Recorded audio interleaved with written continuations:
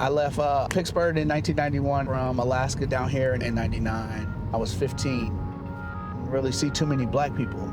After kind of understanding the neighborhood, I realized that there was these pockets of where the black people kind of lived at, and it's all up and down 29th. They're trying to clean up 29th, like these apartments over here. I remember it's craziness over there. I wasn't used to that when I got down here either, to see this many apartment buildings like this. See, like these ones over here, they're boarded up. They're like redoing these. And I remember coming down here, we seen somebody out here dead. They had it all taped off. There's no like Whole Foods, there's nothing really like healthy wise in this area at all. There should be a big farmer's market every weekend. There's no reason why there shouldn't be. The second time we moved in here, my mom had got evicted. I think we came to get the stuff that day and all of our stuff was gone. We lost everything from that. I mean, like, we've been evicted from other places growing up as kids, you know. We had to move fast like that. But that one, everything was taken from us. That was another reason why I wanted to put those pictures on the back of my album covers. So I know for a fact those pictures will live forever.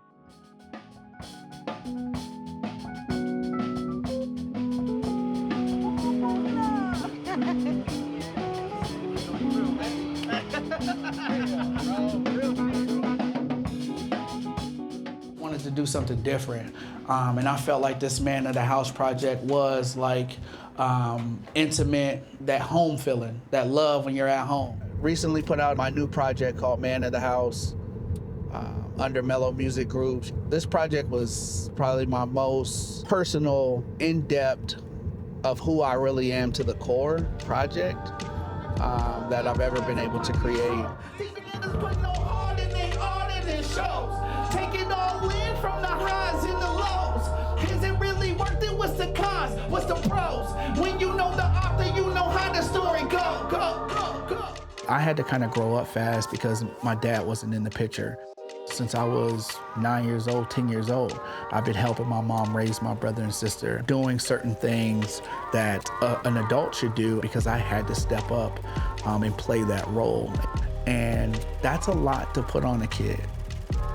The correlation between when I was a kid to who I am now, from my grandmother to my mom, teaching me about manners, teaching me about respect, teaching me how to treat people, teaching how I should be treated, learning these things and seeing what we come from to where we are now, and being a father, being a husband is trying to break these generational cycles that we've been caught up in. I'm gonna make sure I don't look at my mom. Not trying to cry. I played at the listening party. I broke down crying. Look, I told them I was different and they told me ain't no way.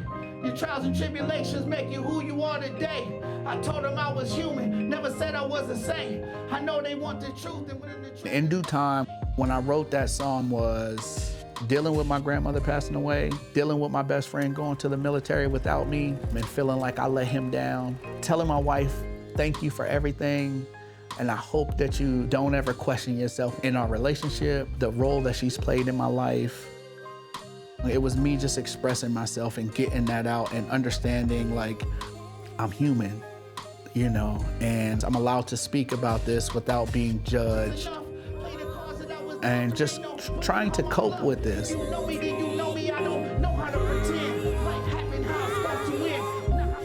The Tucson hip hop scene it's so beautiful. Like we really are tapped in with each other when it comes to like life, our mental health, to be able to have that vulnerability to be able to speak.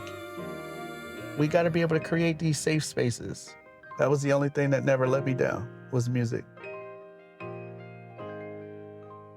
We all deal with mental health, and we all deal with mental health differently. I feel like that's a part of being an artist, and we see the world a lot different from the rest of the world. And we fight with these demons and these problems and these issues that we have that are deep-seated, that we don't talk about to people every day, but we put it in our music. And our music is what helps us live. My grandma passed away 3 years ago now. Her and my mom, there wouldn't be no Cash Lansky without those two ladies. They used to always try to do things for us to make sure we knew who we were as Black kids. We stayed out of trouble. We learned that we could be something from being around people that were successful. And it was like, okay, once I get into position to be able to give back, that's what I want to do. I went and spoke at Safford Middle School with kids. I didn't realize that them even going to school was just an escape out of their household. And some of those kids were dealing with abuse in their household, and that was their way to get away. So when the pandemic happened, they were like trapped in those situations. And I was just like, that really like hit home. Like, damn, man, you definitely have to create this space for kids to be able to go to escape and feel safe. So I start a nonprofit organization called A Handout, Not a Handout, with my wife, primarily focused on Black and brown kids dealing with mental health issues. So we threw our first community event. It was called Community Time on Deuce 9. I think we got maybe 200-something people to come out, and it was just a good time. And then one of my homeboys reached out to me and was like, hey, the city passed money to be able to put into that neighborhood, and they're looking for ambassadors. There's a couple areas in Tucson that were looked at as possibilities, but this one was chosen because of crime rates, socioeconomic issues, and then lack of representation. So this area didn't have any active neighborhood associations and didn't have any way for the residents to really connect to getting resources. Essentially 5 neighborhoods is what this is. Alvernon to Craycroft, 22nd to Golf Links. We also would meet with all of the residents and businesses on both sides of those boundaries. We want to just make sure that everyone who's utilizing those main boulevards are part of our team and helping to build our community. In partnership with the City Living Streets Alliance has hosted and helped facilitate several community engagement events. What we've heard overwhelmingly from community members is a big desire just to reconnect. Because of risk and danger and crime and historical divestment or disinvestment, a lot of people chose more social infrastructure things as the priorities. Or like Cash's event, where people could talk about changes that they want to see in their neighborhood. Through those kinds of connections, it's pushed and expanded what the project itself comes to mean. So weird how it happened. Seeing what their vision was for this, I was like, this is perfect. So when we start doing the community engagements and we start seeing people like, hey, we want to do more community events, I was like, checklist, I'm already trying to do that. They were like, hey, we want to do after school programs. We want to extend hours at the Freedom Park Center. I was like, this is perfect time for me to try to figure out what I want to be able to do. And I think building a relationship with the city has been so important because they're like, okay, there is somebody that wants to do this already. Let's figure out how to get you in here. And that's our goal for the future as well, to keep that capacity building happening. So continuing to train people that want to become leaders and aren't leaders yet. You had a lot of tools in your tool belt before you started, but not everyone has, all that community leading experience. And so making sure people are ready to become the leaders of their community.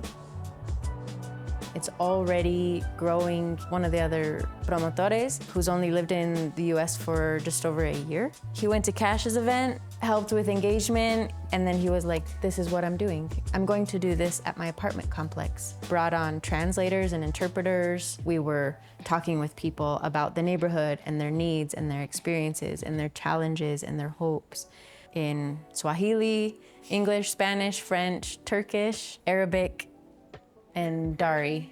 Yeah. The cool thing about the 29 Thrive ambassadors was learning from each other, because I've been wanting to do this for a while now and I never knew where to start.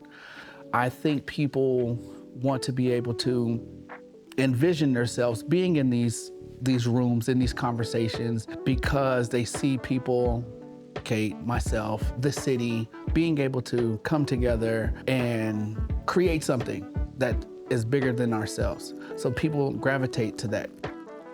Of like, okay, Cash, we've seen you rap a million times, but you're doing this now.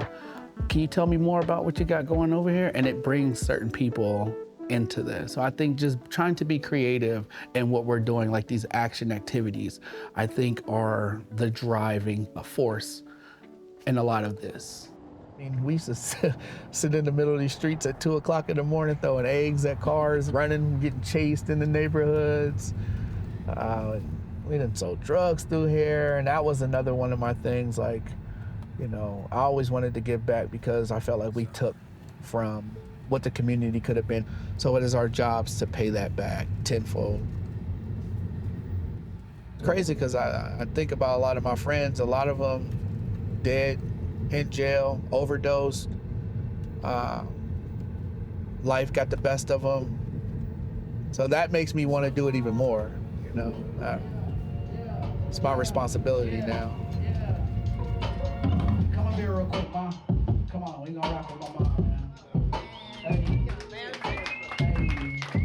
Hey. Love.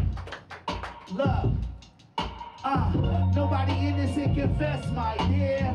Never had a choice, had to face my fears.